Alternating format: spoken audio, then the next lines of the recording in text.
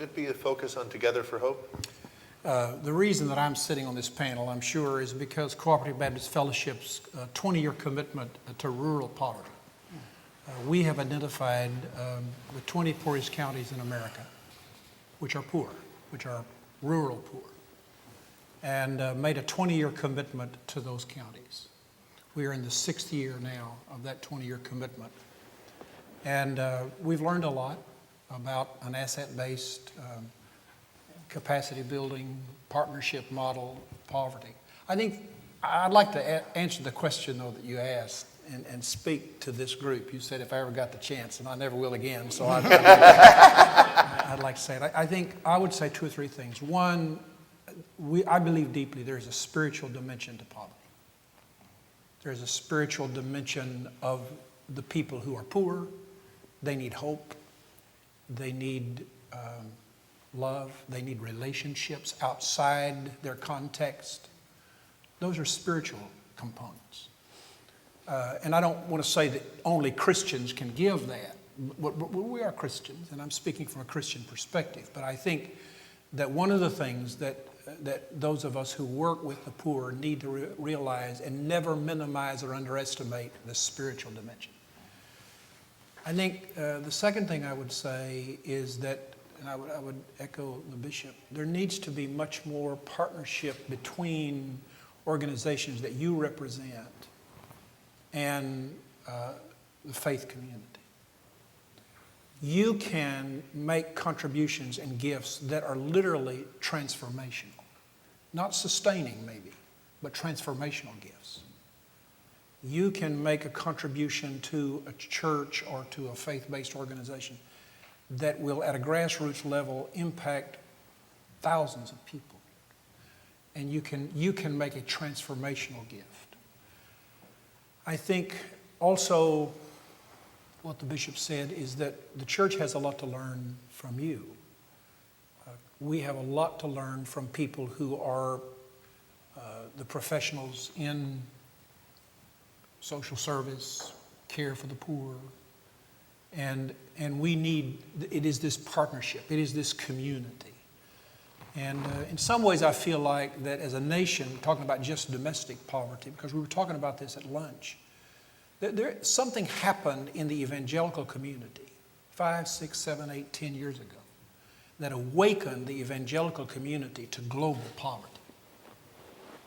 Perhaps it was the Millennium Development Goals, perhaps it was the statistics, just the raw statistics.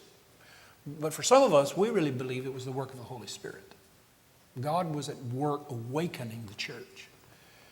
And many of us feel like that we're really at that point now in domestic poverty.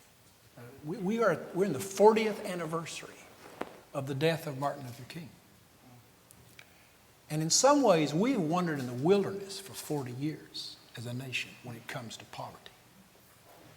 And may God grant that we're on the cusp of a new national consensus, a new national dialogue, conversation, a framework that would be as compelling for domestic poverty as the MDGs are for global poverty. And I don't think any one segment of the society is going to be able to produce that. It can't come just from government, it can't come just from business, it can't come just from church, it can't come just from foundations. It's got to come from all of us. But I would say to this group, don't discount the role of the church.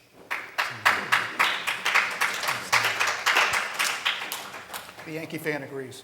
I think I'd be out of turn if I stood up and clapped. But Lee, I'm going to ask you to comment on that before we go to questions, because hopefully there are going to be some questions involved. Do you have any last thoughts on that part?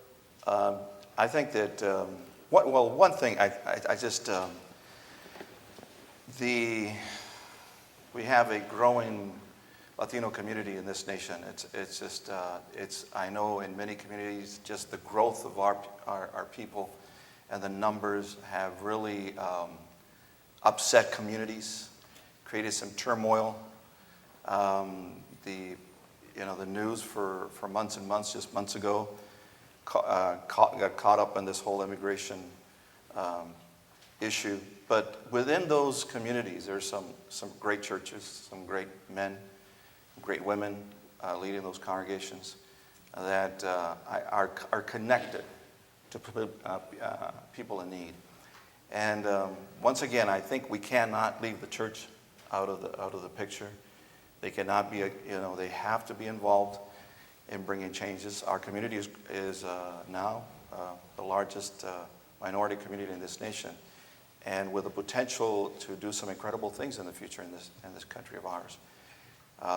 We really need to invest, I think, with the Latinos in this country. We're very young, with some incredible young people, very gifted. We can't just forget them or ignore them. And faith is very important to our young people, very important to our community. So something I think that needs to stay in the heart of individuals like this. Well, stunningly, we're not going to be able to capture the whole essence of faith and poverty and politics in this panel. But I want to open it up for questions, because hopefully this spurred some questions, and then hopefully this can continue at a later date and time. But please. And what the organization's doing from here. For me, it's been growing for quite a while. I've been involved in the asset-based development is not new to the Salvation Army. It's new in this country. And I've been involved in projects in India and Africa where it's worked very well. It's worked well with the AIDS epidemic in Africa. And actually, we have 200 teams in Africa with over 1,000 facilitators trained just to address this problem, moving out into different communities and doing more or less community counseling on HIV and education. And I think that model can work very well here. So coming to the place where I am now at the national office, I've just been able to crystallize all the factions in the United States to say, this is working other places. We need to do it here. It can work here. Some of our cities are just as bad as some of the things we see in Africa and India. And we need to use that model. They use a facilitation team model in Africa and India and some other parts of the world. And we're going to try to follow that model as well. We have four territories in the United States. And we're going to have 4 different facilitation teams in the United States, with all of them becoming part of the national team.